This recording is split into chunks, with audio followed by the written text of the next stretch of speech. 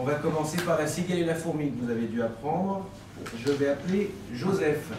Elana fourre de câlins chez l'Autriche, sa voisine, lui priant de lui prêter quelques armes pour résister.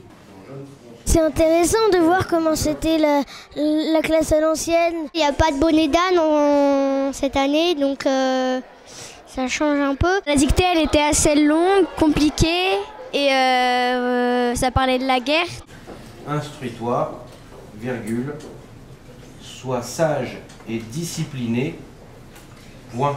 On n'a pas le droit de copier déjà, ça c'est un peu normal. Et après c'est plus sévère. Un autre pays, s'il te plaît, limite proche de la France. Ça nous permet d'avoir une pédagogie beaucoup plus active, beaucoup plus ancrée dans le réel, et puis d'avoir ce projet d'être vu par les autres. Eh bien, ça leur fait prendre conscience effectivement qu'ils ont un rôle à tenir aussi, un état d'esprit à avoir, une tenue. Donc c'est très intéressant et donc ça fait travailler des compétences assez variées.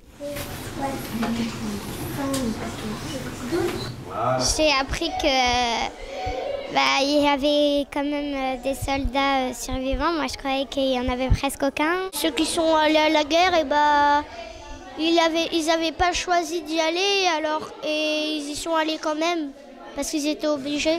Ils ont compris l'engagement de ces soldats qui sont morts pour la France et pour qu'ils soient libres aujourd'hui. Ils vivent un petit peu une petite page d'histoire, on va dire, de ce qu'ils ont pu travailler depuis le début de l'année, tout simplement.